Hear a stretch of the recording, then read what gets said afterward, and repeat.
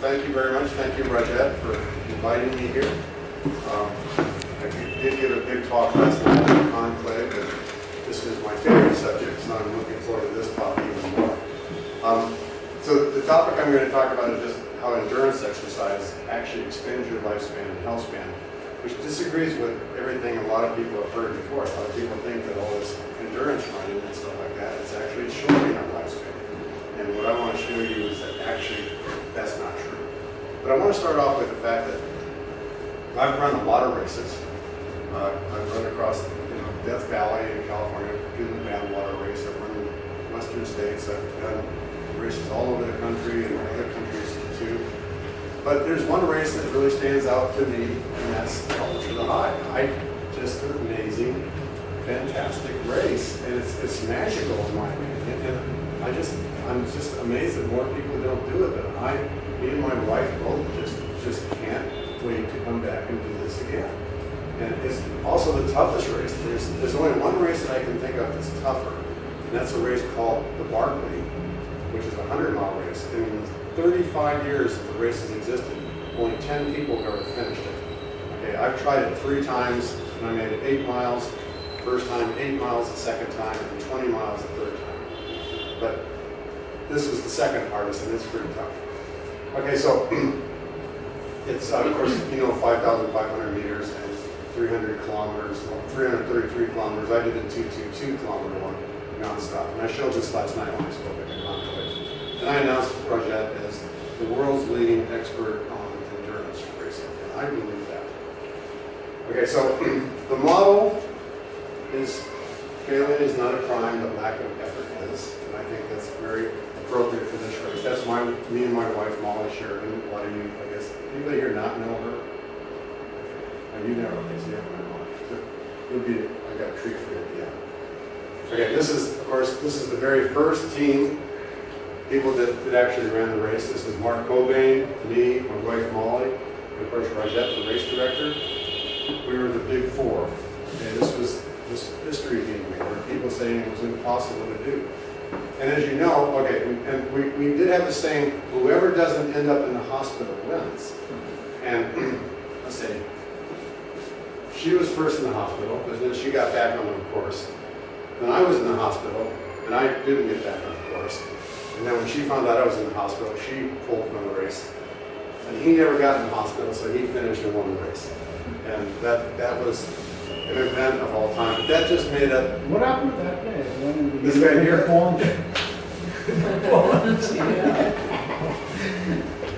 But it's as much as all the trouble and pain and stuff, like it was the most rewarding experience of our time. And of course, Molly came back next year and finished the race, and I came back the year after that and finished the race. So we are finishers now. So all 3 of us here are people that finished the race. And as you know, they've made a movie about it. It's the poster right there. And I want to point out one very important thing that a lot of people don't realize. It's not about the runners. It's about making the toughest race on earth, not about running the race. It's making it. Rajat is the star of this thing. This is a movie about Rajat. And he doesn't get all the credit because, of course, he's also the executive producer. And he doesn't want to make everybody think that he is. Sorry. All right. So you just don't say this.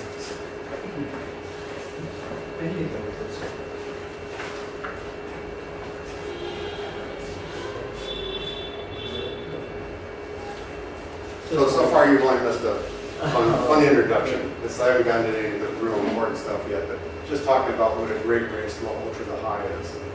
But let me introduce myself. My business, my whole field of research is anti-aging. Okay, I study the kind of things that can help us keep us young and healthy as long as possible and the best possible. That's what my business is. I have a whole business. I've been in biotech for many, many years. I've got a lot of things going on here. I don't want to spend a lot of time on there. I just want to also show that if you know anything about biotech, you know that these are like the biggest things ever in the field of biotech, discoveries that were made, and I was actually part of every single one of them. So I actually have a very big history of biotech research. But again, it's a lifetime commitment to anti-aging science. That's all I'm focused on. There's a lot of theories on why we age, and you've heard most of them before. I just want to say that, you know, I'm working on a theory for aging, but there are other theories, and I'm going to, you know, skip ahead right now and tell you that all these other theories are not true. Okay, when you'll see what I've got here, but all of them have turned into things that we all have read about. People are trying to get us to buy all these different things, or trying to buy us into the idea of doing caloric restriction or different types of lifestyles to better our lives. And they say that we're going to get younger as a result of this. And bottom line is that there's a lot of these things, but I like to think of each of these as like a stick of dynamite that's burning inside of ourselves. We've got all these theories on why we age. And we could just say that, well, they're all true. We have all these different mechanisms of aging going on. But each one's like a stick of dynamite that's burning inside ourselves.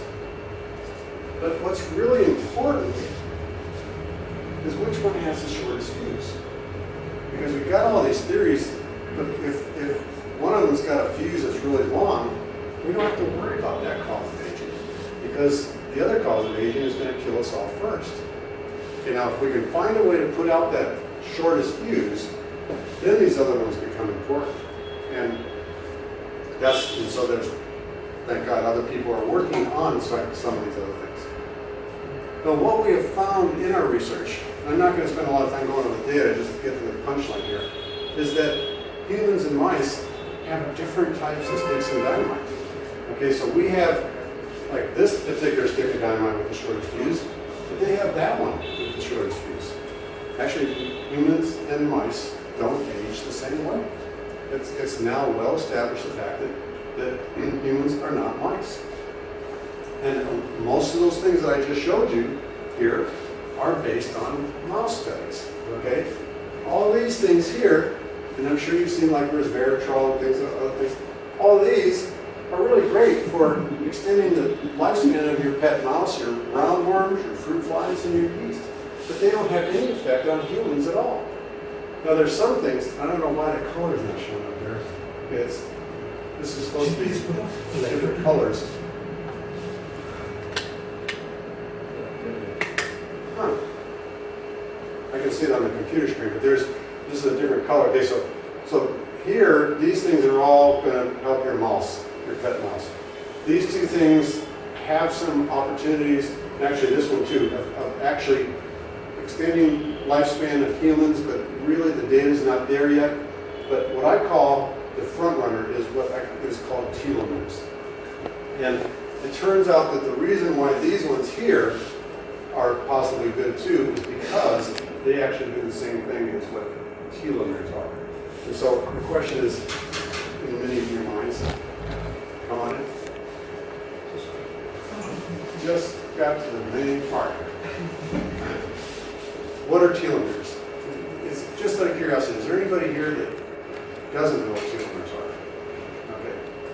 And the rest of you do know. Okay, so that tells me how much detail to go and explain it. Anybody not know what this is right here, this picture? Okay, that's a chromosome. Okay, and so that again tells me how much detail, how much I should go into explaining in the next set of slides. But in order to understand what a telomere is, first, they're very, very small things inside of every one of you. Okay, and we've got to zoom in on a human being to see what they actually are. And the first thing we see is that we're all made up of cells. We're made up of 100 trillion cells. And most of the theories on why we age say that we age because our cells age. And so we've got to find out why the cells are aging. It doesn't really make sense. A cell divides to become two daughter cells. Why are they older than the first cell? Okay, why isn't these two new cells brand new cells, you know, and just as young and healthy as they were? They're not. For some reason, when a cell divides, the new daughter cells are older than the old cell. Zooming in even further, we find that every cell contains a nucleus, and inside are found the chromosomes that I just mentioned. I showed you that in the picture of. The chromosomes, what chromosomes are, is where your genes are. They give you your hair color, your eye color, all this kind of stuff. Okay, it affects everything about you in one way or another. And they're all located on these chromosomes. But if we zoom in now on one of these chromosomes, the chromosome contains this long string of beads that extends from one end all the way to the other. It's this long string of beads, and the beads are called bases. And the typical chromosome is about 100 million bases in length. And what I want you to do is I just want you to think of this as like a big shoelace. Okay, a really, really long shoelace. And you know that the tips of your shoelaces are the caps. And those caps protect your shoelaces. They keep your shoelaces from falling apart. But when they get really short, then your shoelaces start falling apart, becoming frazzled and everything like that. Well, the same thing exists on the tips of our DNA. And that's what the telomeres are. Telomeres are the caps on our DNA molecule. So think of the DNA as a shoelace. The caps on your shoelaces are equivalent to the telomeres on our DNA. All right, now if we zoom in now even closer and look at one of the telomeres, we find that the telomere is about 15,000 bases in length. Remember, the chromosome is 100 million bases in length, so the telomere is actually a pretty small part of it, at least when we're first conceived. And this is where all the trouble begins. As soon as your cells start to divide, when you're first conceived, you're a single cell. That cell divides, become 2 cells. Those cells divide and become 4 cells, and on and on. A lot of cell division occurs before you're actually born. Okay. Every single time, the problem is every single time the cells divide, the telomeres get a little bit shorter. And so as a result, because of all the cell division going from a single cell embryo to a newborn baby, your telomeres have shortened from 15,000 bases down to 10,000 bases. And I want to tell you, this is fact. This is not a theory anymore. Every scientist in the world believes that this is happening. But it's actually like a counting mechanism. You can see how many cell divisions have occurred just by measuring the length of this telomere. Now the problem's not over yet, because this baby has to now grow up to become an adult, and that's going to require a lot more cell division. And so cells are dividing and dividing and dividing, the telomeres are getting shorter and shorter and shorter. And when telomeres get down to 5,000 bases, our cells lose the ability to function and we die of old age. That's now fact. We know from looking at human cells growing in petri dishes, and we know from looking at human cells on various tissues of the body and looking and measuring the telomeres. That when telomeres get down to 5,000 bases, our bodies can no longer function and we die. Most of us die before then, actually. This is the only clock of aging that's ever been discovered in humans. As I said, we're conceived at 15,000 bases, we're born at 10,000 bases, and we die of old age at 5,000 bases. And there's absolutely nothing we can do about this yet. No matter how we eat and exercise and everything our doctors tell us to do, we can't stop this shortening. This is causing us to age. Now, if we do the math, we know how often cells divide. We know how much telomeres get shorter on each cell division. And we know how many cell divisions you can have before you get down to 5,000 bases. If you do all the math, it says that you have a theoretical maximum lifespan of 125 years. Nobody in recorded history has ever lived beyond 125 years. And there's some evidence that some of the people that lived longer than that in pre-recorded history might have been using a different calendar. Right now, with what we know about telomeres, it's impossible to imagine how a human being could live longer than 125 years. And only 2 people have, in recorded history, have ever lived to be older than 120. One died at 121 and the other one died at 122. So nobody in recorded history has actually exceeded that. But if you live the perfect lifestyle, and you have perfect genetics, and you don't stand in front of any buses or against any cliffs or things like that, you could live to be 125. None of us have the perfect genetics, and none of us live the perfect lifestyle. So it's unlikely. But that's what we have. We have this theoretical maximum of 125 years. And since this has been discovered, which has actually only been discovered in the mid-1980s, every single disease that you've ever heard of has now been connected to the length of your telomeres.